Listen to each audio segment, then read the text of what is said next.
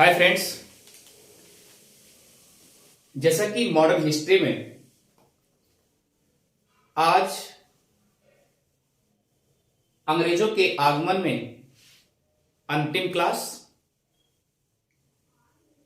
इसके पहले मैंने बताया था कि लगभग तीनों रियासतें जा चुकी हैं। पहले मद्रास गया, उसके बाद बॉम्बे गया, फिर कलकत्ता। कलकत्ता भी अंग्रेजों के कब्जे में जा चुकी है। तो फ्रेंड्स आइए चलते हैं। सबसे पहले मैपिंग नोट कर लीजिएगा। अंग्रेजों का आगमन, लेकिन एक चीज ध्यान दीजिएगा, अंग्रेजों के आगमन में आज जो है लास्ट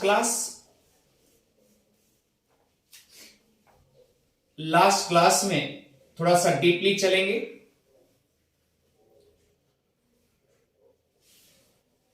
फ्रेंड्स आपने एक देखा होगा कि जैसा कि हमने बताया था पिछले क्लास में, ये आपका इंडिया का मैप है। Clear?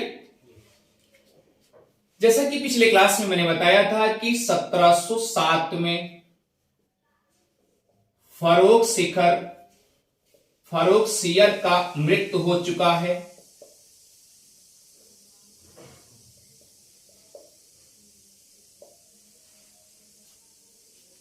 Clear? Sorry, Farooq share नहीं बल्कि औरंगजेब का मृत्यु हो चुका। लिख लीजिएगा भैया,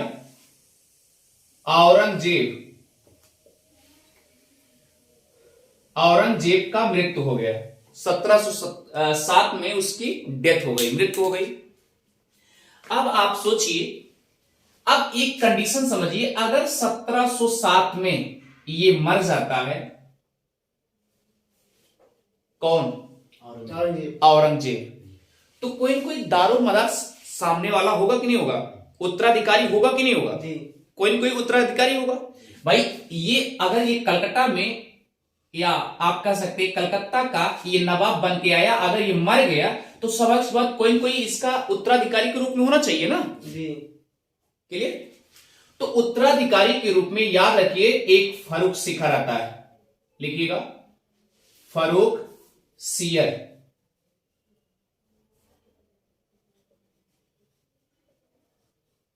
कौन आता है? फारूक सियर। अब इतना तो आप जानते हैं कि जब फारूक सियर आया तो याद रखिएगा ये किसका बेटा था? अजी मुंसाह का। अजी मुंसाह का बेटा है। अब ये फारूक सियर आ गया और इसका कार्यकाल ध्यान दीजिएगा, इसका कार्यकाल 1713 से लेकर के 1719 तक इसका कार्यकाल लगभग रहता है।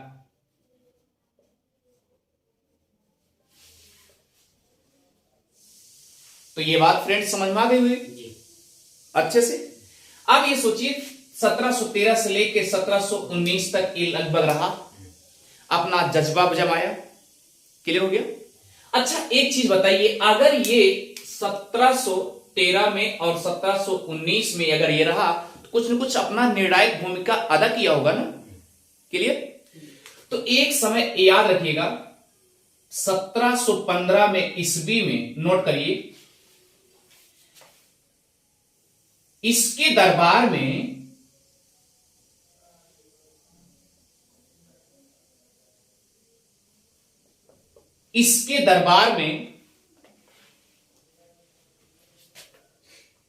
एक अंग्रेज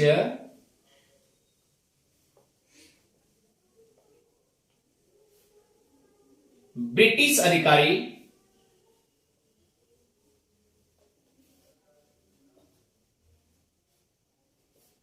जिसका नाम था सरमन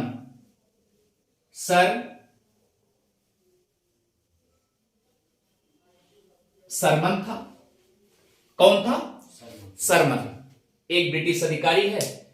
अब सुनिए भैया, अब ये एक दिमाग लगाइए, कि 1715 ईस्वी में इसके दरबार में एक अंग्रेज ब्रिटिश अधिकारी सर सरमन एक मिशन लेके आता है।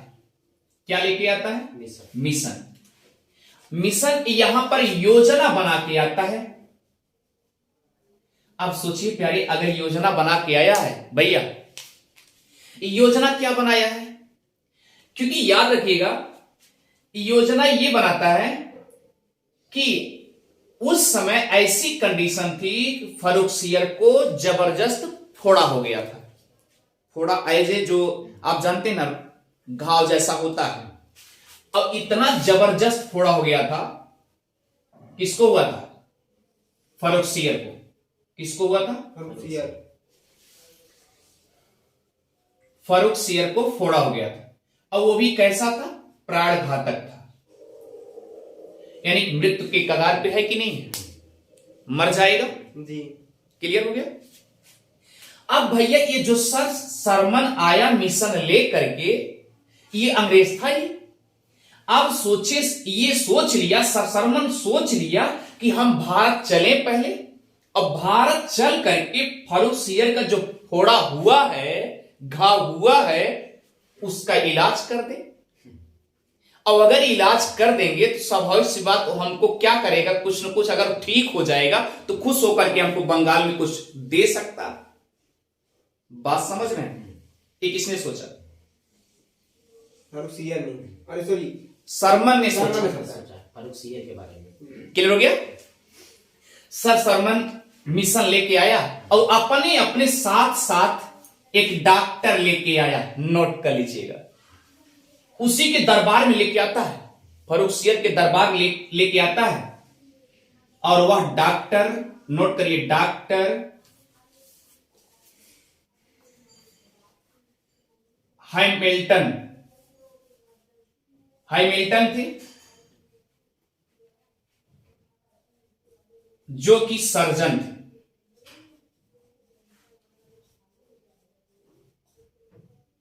भैया समझ में आ गया? क्या थे वो? सर्जन थे। अब आप सोचिए, ये अंग्रेजी का अगर ब्रिटिश है तो स्वाभाविक सी बात आप समझ सकते हैं कि लगभग इंग्लिश में ज्यादा लफ्ज जिसके निकलेंगे मुखार बिंदु से। अगर ये हैमिल्टन इंग्लिश ज्यादा बोलेगा, और स्वाभाविक सी बात ये फर्रुखसियर कैसे, ये मुगल पीरियड का है, तो आप जानते हैं उर्दू का वर्चस्व ज्यादा होगा। तो अब अपने दिमाग से लगाइए, अगर ये इंग्लिशिया बोलेगा और ये उर्दू समझेगा तो कैसे हो पाएगा तालमेल? नहीं हो पाएगा। आई बात में? तो याद रखिए, तो एक आदमी आता है द्विभाषी, नोट कर लीजिए, इसके दरबार में द्विभाषी यानी द्विभाषा बोलता था। क्या बोलता था?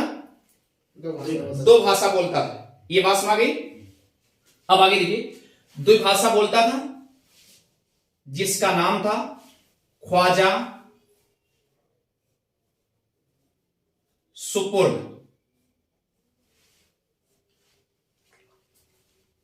और ये कैसा था? द्विभाषी था, यानी कहने का मतलब क्या है? दो भाषा बोलता है। अब अगर द्विभाषा बोलता है तो इसका मतलब इंग्लिशियो बोलता होगा, उर्दूओ बोलता होगा। इसका मतलब कि हैमिल्टन के भाषा समझ करके ये क्या करता होगा? फर्रुखसियर को समझाता होगा। क्लियर? और फर्रुखसियर वाला भाषा क्या करता होगा? हैमिल्टन को समझाता होगा। बात समझ में आई? इसीलिए कितने लोग आए थे उस योजना, उस मिशन के तहत में? एक हैमिल्टन डॉक्टर आए थे और एक आए थे ख्वाजा सुपुर्द आए थे।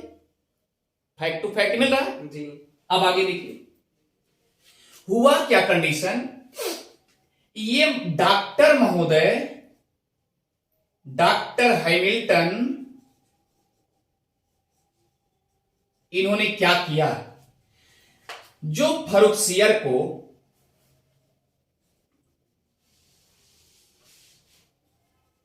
जो फोड़ा हुआ था प्राण घातक यानी मरने के कगार पे था,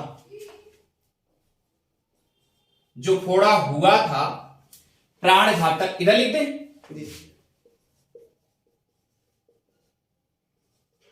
उसका इलाज किया। किसने किया? डॉक्टर ने किया।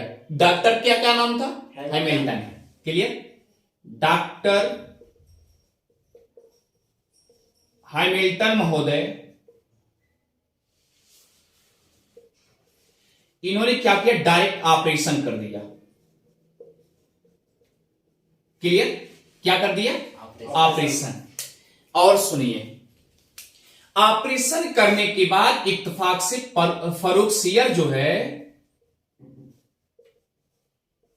एकदम ठीक हो गया, खुश। आ गई बात ना, एकदम क्या हो गया, ठीक हो गया। अब अपना दिमाग लगाइए, क्या इसके पहले फर्रुखसियर डॉक्टर को नहीं दिखाया होगा, गवई डॉक्टर को नहीं दिखाया होगा, दिखाया होगा। इसका मतलब ऑपरेशन पे ऑपरेशन हुआ होगा, दवा पे दवा चली होगी।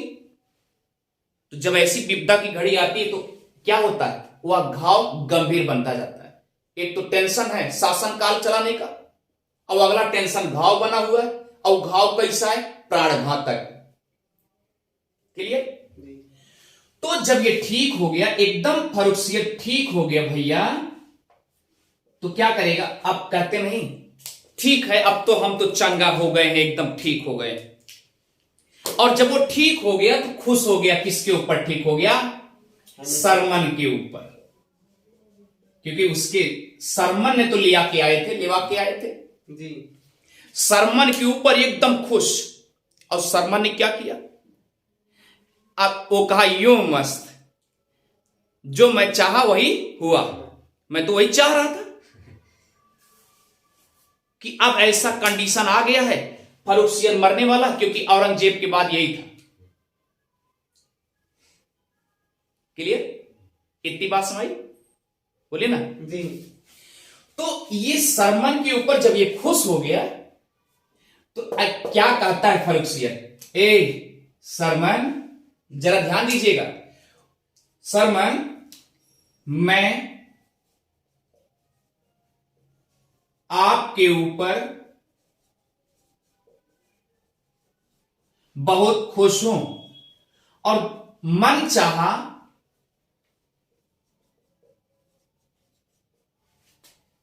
व्यापार का सौदा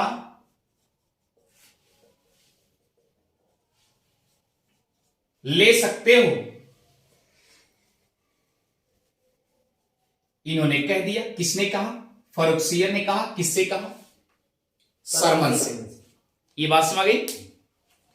अब सुनिए, इन्होंने कहा क्या, कहे आप व्यापार में जैसे क्या देंगे, उन्होंने कहा क्या, इसे मिटा दे,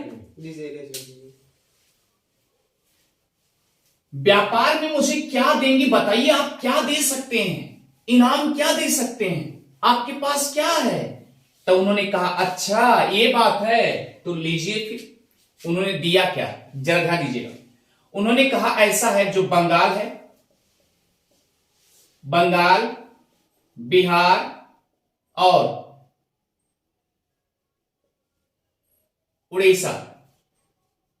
क्लियर। बंगाल में नोट करिएगा कासिम बाजार, कासिम बाजार में याद रखिएगा पहले रेशम की चक्री, रेशम की चक्री का व्यापार होता था।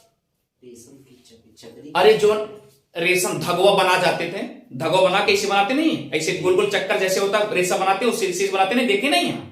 तो सेम कंडीशन, रेशम की चक्री और चीनी और सोरा, सोरा, इन तीनों के लिए पहले से फेमस है, पहले से यहां पर व्यापार किया जाता था बंगाल में। क्लियर हो गया। अब भैया याद रखिएगा, बिहार में स्पेशल पटना और उड़ीसा में नोट कर लीजिएगा बालासोर। क्लियर। अब देखिए क्या कहा, फर्रुखसियर ने कहा हम तो खुश हैं भैया, अब मुंह मांगा आप ले सकते हो। उन्होंने कहा ऐसा, जरा ध्यान दीजिए, उन्होंने कहा बंगाल, बिहार और उड़ीसा कि अगल बगल जितने क्षेत्र हैं आप वहां अपनी फैक्ट्री डाल सकते हो, जहां इच्छा करे डाल लो, तुम खुश हो जाओ बस। किससे कहा, सरमन से। क्लियर। अब तो सरमन तो अब ये एक चक्कर में था, बंगाल के चक्कर में था, मिला क्या क्या, बिहार में मिल गया, उड़ीसा भी मिल गई कि एरिया मिल गया है, अब जो मन करे सो फैक्ट्री डाले। क्लियर हो गया। ये बात तो कॉन्सेप्ट क्लियर हो चुका है। आप प्यारे ध्यान दीजिएगा, एक बात और छोटी सी। जब ये खुश हो गया, लेकिन कहा क्या, जरा ध्यान दीजिएगा, लेकिन मुझे इन तीनों से हमें 3,000 रुपया वार्षिक दे देना भैया। क्लियर? हां, लेकिन टैक्स नहीं है, टैक्स नहीं है, टैक्स फ्री है, टैक्स नहीं मांग रहा हूं, केवल 3,000 रुपया मुझे दे देना। क्लियर हो गया? एक अनुमति मिल गई। क्या क्या? बंगाल, बिहार और उड़ीसा। किसको मिला? शर्मा। किसने दिया? फर्रुखसियर ने अनुमति दे दिया। क्लियर?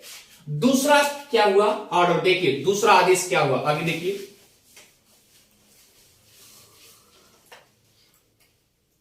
दूसरा आदेश लिखिए।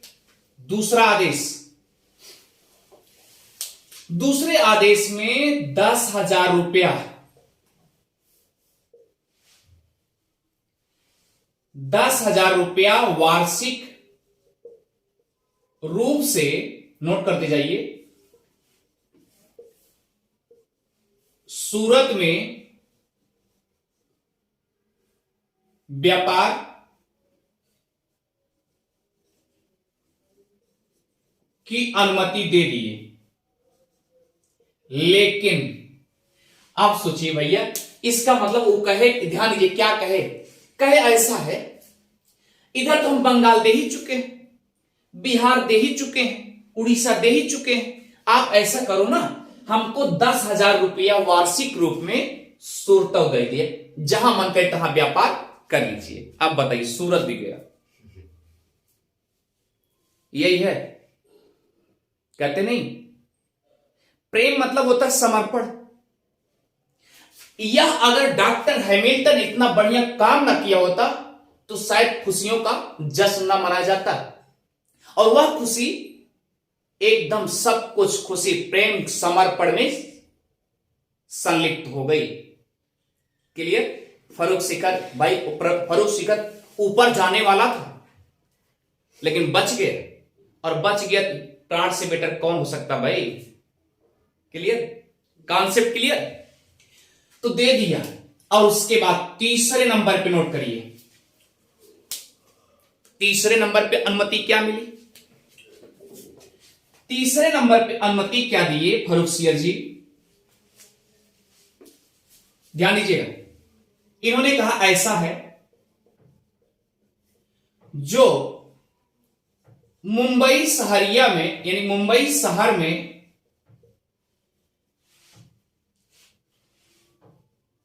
जो आप टकसाल की फैक्ट्री लगाए हैं, टकसाल की फैक्ट्री लगाए हैं, किसकी फैक्ट्री लगाए हैं? टकसाल। टकसाल। अब सवाल उठता भैया, याद रखिएगा, ये टकसाल सबसे पहले याद रखिएगा, यहां पर पुलिकट में डचों द्वारा किया गया था। किसके द्वारा? डचों द्वारा। किसके द्वारा? डचों के द्वारा टकसाल।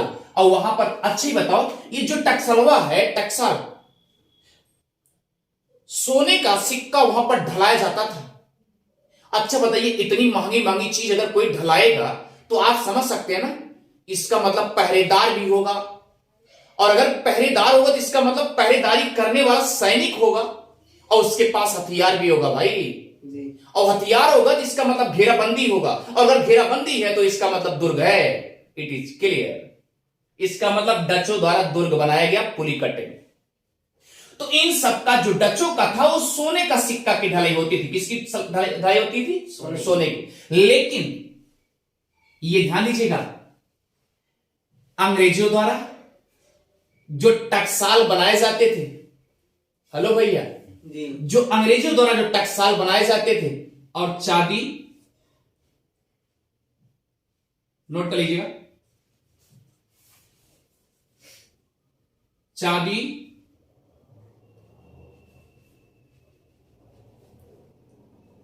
और जस्ता को मिलाकर टकसाल बनाए जाते थे।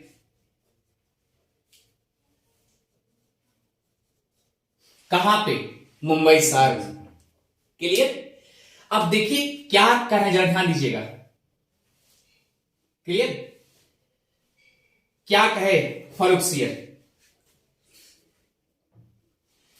करें शर्मन महोदय, हेलो, फर्रुखसियर ने कहा, शर्मन महोदय, जो मुंबई शहरिया में आपका टकसाल बन रहा है, उस फैक्ट्री पे जो भी आप सिक्के ढाल रहे हैं, हम चाहते हैं कि उस सिक्के पर हमारा मुहर लग जाए, अर्थात मान्यता हम दे देंगे, मुगलों साम्राज्य द्वारा मान्यता मिल जाए।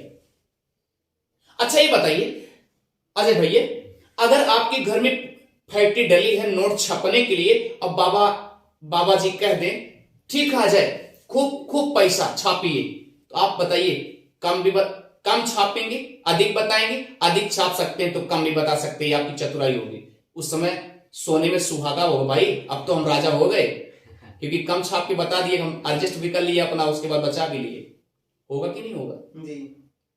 उलट फेर करेंगे कि नहीं करेंगे? करेंगे। तो स्वाभाविक सी बात, हुआ क्या, ये टकसाल, ये देखिए फर्रुखसियर कितना चालाक लगा रहा है, कितनी चालाकी लगा रहा है। करें जो ये आप टकसाल की कंपनी लगाए हुए ना, मैं चाहता हूं उस पे हम मान्यता दे दें, हम मान्यता दे दें, मुगल पीरियड द्वारा मान्यता दे दी जाए, मुगल के शासकों द्वारा मान्यता दे दी जाए।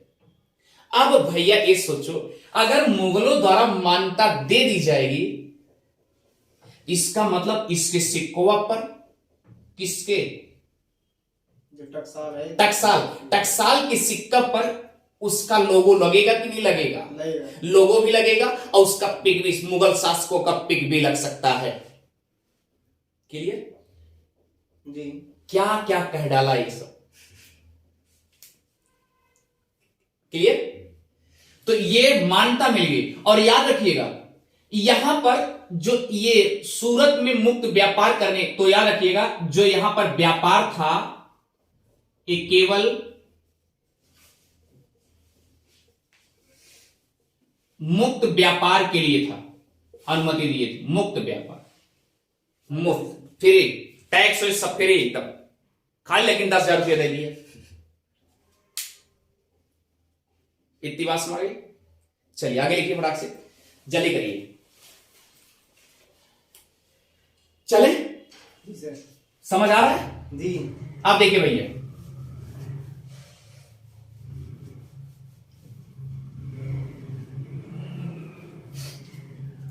हुआ क्या, आप सुनिए। एक ब्रिटिश ओर्म्स नाम के व्यक्ति थे, नोट करिए, एक ब्रिटिश ओर्म्स नामक व्यक्ति थे,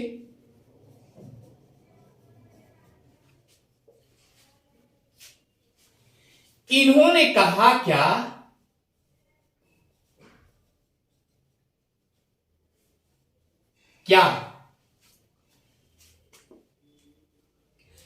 कहा, जो शर्मन महोदय,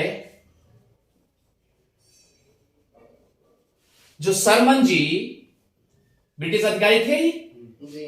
जो अधिकार प्राप्त कर लिए, अधिकार प्राप्त कर लिए, वह एक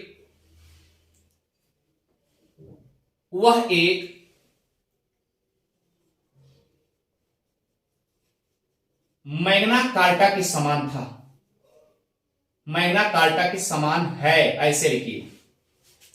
अब मैग्ना कार्टा का शाब्दिक अर्थ,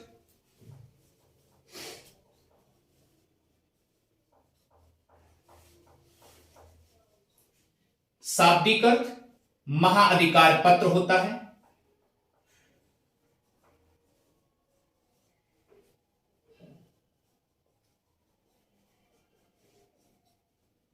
महाअधिकार पत्र होता है। इसी को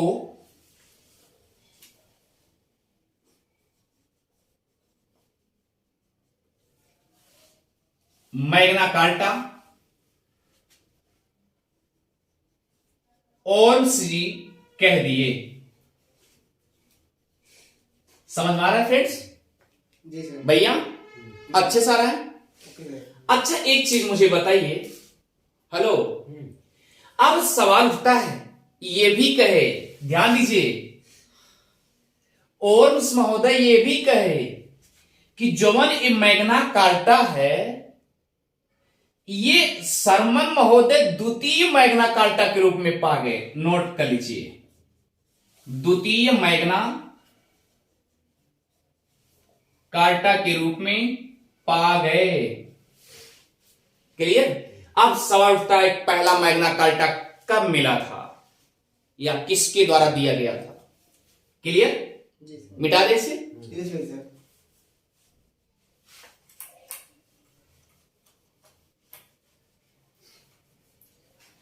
इसे मिटा दे। अब सवाल उठता है कि पहला मैग्ना कार्टा, नोट करते जाइएगा, पहला मैग्ना कार्टा लेकिन ब्रिटेन के एक राजा थे जिनका नाम था जॉन द्वितीय। क्या नाम था? जॉन द्वितीय। क्लियर भैया? जी सर। और इन्होंने सेंट पॉल हॉल नामक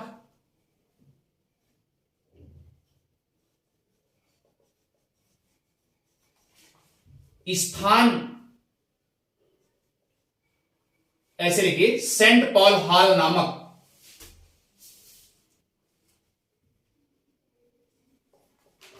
रैनीमीड नामक स्थान पर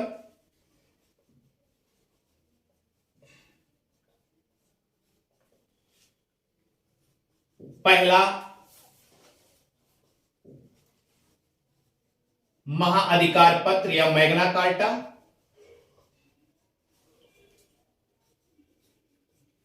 दिया था। क्लियर? क्लियर हो गया? अब सवाल उठता भैया रैनीमीड कहां है? क्लियर? तो याद रखिए पश्चिमी लंदन, क्योंकि ब्रिटेन की राजधानी है लंदन। जी सर। पश्चिमी लंदन थेम्स नदी के किनारे, थेम्स नदी के किनारे। क्लियर? कौन सा हाल था? सेंट पॉल नामक हाल था। क्लियर? अब सवाल उठता है कि मैग्ना कार्टा में जॉन द्वितीय ने क्या बातें कही, देख लीजिए जरा। जॉन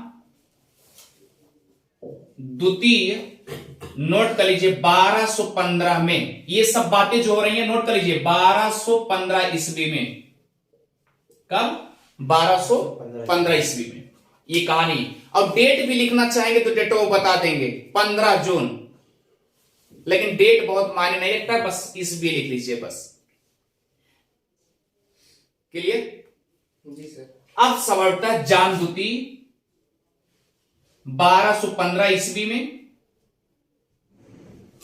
क्लियर, ये मैग्ना कार्टा दे दी। Concept clear? जी। अब भैया ये सोचो, सवाल उठता है कि मैग्ना कार्टा क्या मैटर था, क्या अधिकार के रूप में मिला था। आप जानते हैं ना, पहले के जमाने में कोई विधि विधान बना था क्या? नहीं बना था। कोई संविधान बना था क्या? नहीं बना था। किसी को रूल था, कानून था किसी के पास? नहीं था। तो एक समय ऐसा था, जॉन द्वितीय उस समय शासन कर रहे थे, ब्रिटेन के राजा के रूप में थे। क्लियर? जी। और सुनिए, जितने राजा थे पहले के, जैसे आज लिखते हैं क्या, हे हेलो हेलो, क्या लिखते हैं कि राजा के हम प्रतिनिधि हैं, ब्लॉक प्रमुख के प्रतिनिधि हैं। क्लियर? प्रतिनिधि लिखते हैं ना, लेकिन पहले प्रतिनिधि नहीं कहा जाता था, पहले बैरन कहा जाता था। क्या कहा जाता था? बैरन। तो याद रखिए, आज जो प्रतिनिधि है उनको पहले बैरन कहते थे। क्लियर? क्या कहते थे? बैरन। ये बात तो सत्य हो गई। अब सुनिए, तो जॉन द्वितीय के एक प्रतिनिधि थे, क्या नाम था? प्रतिनिधि, जिसे कहते हैं बैरन। ये बात समझ गई। और उन प्रतिनिधि का नाम जो था, भैया इधर देखिए, उनका नाम था आर्क बिशप। क्या नाम था? Arc bishop. आर्क बिशप यानी जॉन द्वितीय के बहुत खास रहन। मतलब कौनो सूचना होए, राजा से कौनो सूचना लेके आर्क बिशप क्या करते थे? जनता तक पहुंचाते थे। और जनता जो है आर्क बिशप को देती थी, आर्क बिशप ले जाके जनता राजा जॉन को देते थे। क्लियर? एज ए डाकिया, as a mediator. Clear? Clear? तो हुआ क्या कंडीशन, याद रखिएगा। तो पहले के जमाने में आपको याद होगा कि झुग्गी झोपड़ियां हुआ करती थी। कहते नहीं, जब घर का बर्तन टूटता है तो एक पड़ोसी को बुला करके ही समझौता कराया जाता है। अगर आपस में समझौता हो ही जाए तो झगड़ा काहे का हो। सीधी बात। इसका मतलब दूसरा व्यक्ति, तीसरा व्यक्ति आएगा समझाने के लिए। तो ये ऐसे सिचुएशन में तो आम जनता उस समय लड़ाई कर रही थी। तो सभी ने सोचा कि ऐसा करते हैं हम कि हम सबसे पहले एक ऐसे बुजुर्ग या ओल्ड मैन को चुनते हैं जो बुद्धिमान भी हो और रिस्पेक्टेबल, सम्मान योग्य हो। चुन लिया गया उनको। और जब उनको चुन लिया गया तब पूरा जनता, जितनी जनता जनार्दन थी, सब ये खड़े हो गए, कहे आज के बाद इनकी बात सर्वोपरि होगी, ये जो कहेंगे वही बात माना जाएगा। क्लियर? इतनी बात समझ आ गई? जी सर। अब जनता इतना क्या करके चुप। अब राजा को तो यह अधिकार मिल गया कि हम जितना कहा उतना मानिए। सब मिल गया ना जी। राजा भी खुश और जनता भी खुश। और धीरे धीरे जब उनका वंशज आने लगा तो राजा का एकदम महान राजा, भैया इनसे बात करने लायक नहीं है, अब जो बात करना है आर्क बिशप से बात करेंगे जाके। खुश? क्लियर? जी। तो ये मैटर क्या हुआ, जरा ध्यान दीजिएगा। तो ये जॉन द्वितीय क्या करते थे? जॉन द्वितीय अपने प्रतिनिधियों के द्वारा, जैसे एक व्यक्ति एक दूसरे घर से गुनाह कर देता है या लड़ाई झगड़ा कर लेता है, तो ये जॉन द्वितीय क्या कर दिए? फरमाइश कर दिए, ऐसा है उस बंदे को गलती किया है, उसको उठा लाओ। और उसको उठा लाए, धीरे से बंद कोठरी में बंद कर दिए। अब बताइए, अगर कोठरी में बंद कर दिए और उसके घर वाले सूचना न दिए, सूचना भी नहीं दिए, उसे घर सूचना बताई दो नहीं कि तो तुम्हारा लड़का यहां पर कैच है, बंद किए हैं, तो अब बताइए जनता क्या करेगी? खोजबीन तो करेगी, खोजबीन करेगी। और जनता परेशान। तो पता चला कि चलिए ऐसा करते हैं, हम राजा के पास चलते हैं, जिसको हम माने, हो सकता राजा बुद्धिमान है, हो सकता है उसकी तलाश करवा दें। और संजोग से पता चला कि राजा खुद गिरफ्त कराए। तब उसके बाद बात क्या बनी, याद रखिएगा। तब उस समय जनता कही, राजा साहब आप बहुत बड़ा अधिकार दे दिया गया, इसका मतलब यह नहीं है जिसको चाहो उसको गिरफ्त कर लो, जिसको चाहो 24 घंटा 36 घंटा बंद कर लो। हमें भी कुछ अधिकार दे दीजिए। आप कम से कम इतना तो कर सकते हैं, आपने उसको उठा करके बंद किया, कम से कम सूचना तो भिजवा दिए थे आपका लड़का हमारे पास है, वो गलती की, इसका सजा मिला उसको। बात समझ में आई? तो उसी समय अधिकार दे दिए कि आज के बाद ऐसा नहीं होगा। आई बात में? आज के बाद ऐसा नहीं होगा। अब वही बात, आज उसी बात को बंदी प्रत्यक्षीकरण कहा जाता है। क्लियर? याद होगा ना, 24 घंटे के अंदर पुलिस क्या करती है? जजमेंट के सामने पेश करती है। यही बात वहां पर की गई थी, उसी मैग्ना कार्टा में। बाकी अब डिटेल हम नहीं जाएंगे, डिटेल इसलिए नहीं जाएंगे क्योंकि ये पोलिटी का शब्द है, और जब पोलिटी उठेगा, पोलिटी में अधिकार जब उठेगा, फंडामेंटल राइट्स उठेगा, फंडामेंटल मौलिक अधिकार उठेंगे या मूल तत्व उठेंगे, उसमें पूरे पूरे धज्जी उड़ा के रख दी जाएगी, क्या क्या बातें कहां से ली गई है। Thank you friends. और हम चाहते हैं कि आप इसे अच्छे से अपना नोट्स बनाते रहिए, और हां, जहां तक हो सके आप इसे शेयर भी करते रहिए, सब्सक्राइब भी करते रहिए और कमेंट भी डालते रहिए। हां, और दूसरी कमी अगर कुछ लगती है कि हमको ये नहीं समझ में आया, तो आप कमेंट में पूछ भी सकते हैं। Thank you friends.